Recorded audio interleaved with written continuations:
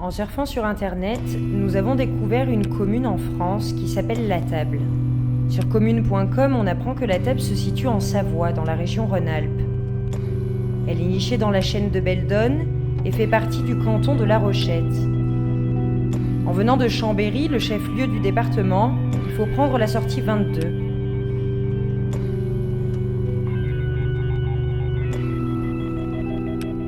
Pour le reste, les loisirs, les hôtels, les activités, Internet n'est pas d'une grande aide. Le mieux est encore de vérifier par nous-mêmes.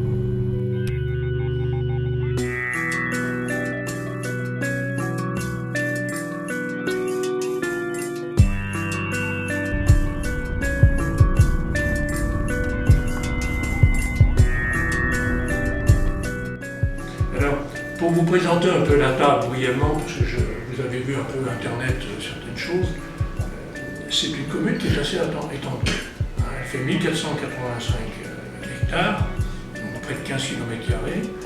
Alors, elle a une particularité, c'est qu'elle démarre de la vallée à 300 d'altitude et le point culminant, c'est le Grand Chat à 1992, près de 2000. Et ça, c'est assez exceptionnel pour les communes.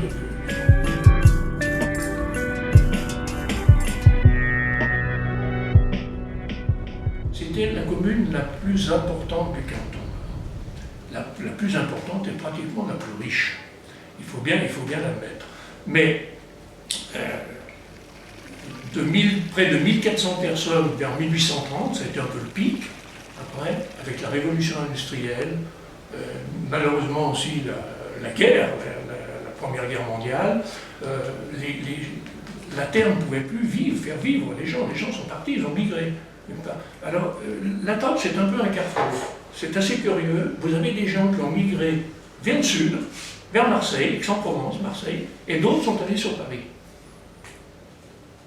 Parfois, on peut l'expliquer. Est-ce que c'est le premier qui est parti qui a fait venir les autres? Ça, c'est souvent le cas, d'ailleurs. Ce qui fait que, après, on a vu une diminution vraiment dramatique de la population.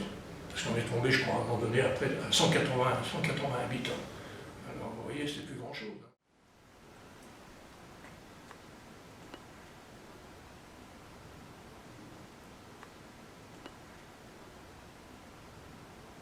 Vous disiez, aujourd'hui, elle sert à quoi, cette église? Oui, elle a perdu un peu sa vocation initiale, qui est quand même les offices religieux, le déroulement des offices. Maintenant, c'est notre salle des fêtes, pratiquement, parce qu'on n'a pas de salle des fêtes dimensionnée pour la commune. Donc la fête de la musique, elle se fait ici, les expositions se font ici, on l'utilise, on la rentabilise en quelque sorte. Plus de curés dans l'église, moins de 400 habitants répartis dans 22 hameaux. Mais monsieur Clarez, reste-t-il une table à La Table? Qu'est-ce que tu nous sers? Qu'est-ce qu'on si vous faites plaisir, parce que bon, on boit du café, mais j'imagine. Oui, avant, là, à cette heure-ci, même le bistrot était plein. Ouais. Le bistrot était plein. Les gens, ils avaient amené le lait à la fruitière, ils donnaient un coup au bidon, et ben après, ils faisaient la première halte au bistrot là, puis après, ils venaient ici, puis ils repartaient. Puis le lendemain matin, ils rattaquaient, ramenaient le lait. Alors souvent, c'était les femmes qui amenaient le lait, ou les hommes. Puis ils s'arrêtaient, ils venaient au bistrot, puis quand ils sortaient, il y en avait un qui disait « Ah, t'as déjà communié ?» Ben oui, il avait déjà bu son premier canon de blanc. Et la fruitière, c'est là où sont fabriqués les fromages. La fruitière, oui. La fruitière, il y avait donc là, c'est là où le fromage il y avait le gars, oui, c'est la laiterie en quelque sorte. Mais nous, on appelle ça les fruitiers chez nous. On appelait ça les fruitiers. Ouais.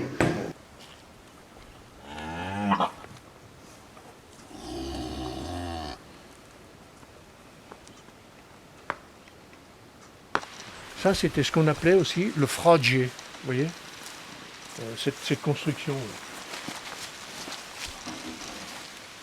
Voilà. Ça, c'était un fradier. C'était là où on faisait refroidir le lait.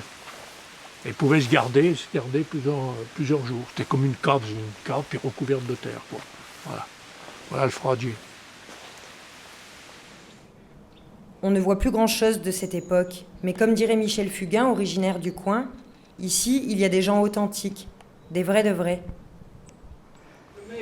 Le truc, il est... Yo. Ouais, tu as maison.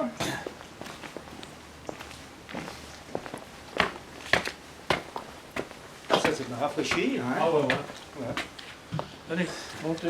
Bonjour. Allez, allez-y. Oh mon Bonjour. Alors, qu'est-ce que tu dis? Des doués, moi. Ton vieux, ils sont blancs, hein? C'est tous des jeunes, c'est sûr que c'est des jeunes. Bonjour. Bonjour. Ah, monsieur Mille Mermoz. Bonjour. monsieur. Tu vois, moi, dans ma vie, j'ai fumé un peu. Encore assez, je ne me rappelle pas combien d'années, mais encore assez. Alors, un matin, je partais là, c'était 4 heures, quoi, à peu près. Et là, 15 jours pointe. Parce que on fauchait dans les plus grands jours, quoi. Eh bien, j'y suis allé là-bas, puis quand j'arrive là-bas, oh, dis donc, oubliez mon tapis. Qu'est-ce qu'il faut faire? J'ai fait un ardin, 2 ardins, puis j'ai mis la faux de côté. La daille. Et puis j'ai revenu chercher, et puis après ça, elle allait toute seule. Là. La martelure, c'est l'enclume, en réalité, qu'on plantait dans le sol, et puis on battait la faux. S'appelons la daille. Ouais, ça pleut. S'appelons la Ça daille. veut dire, oui. Ouais, mais il faut les former fort, Thomas, c'est à la Bah, détraite. oui. Thomas, c'est à la Et détraite. après, c'était en rasoir. Alors, C'était en rasoir. Il fallait que ça coupe. Si ça coupait pas, Ça passe dessus. ça t'arrachait le ventre pour se faucher.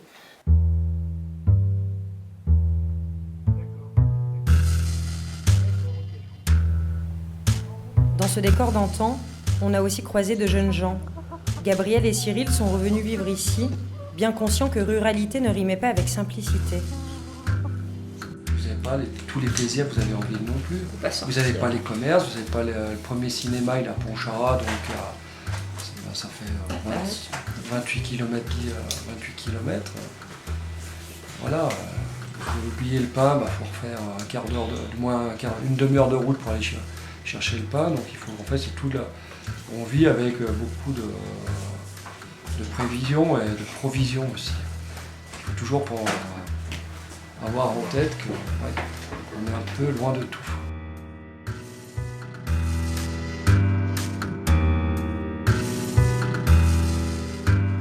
Loin de tout, mais surtout, loin de la pollution, loin de la perversion, loin de la corruption, loin de la distraction, loin de tout ce qui sonne faux, mais si près de ce qui est vrai.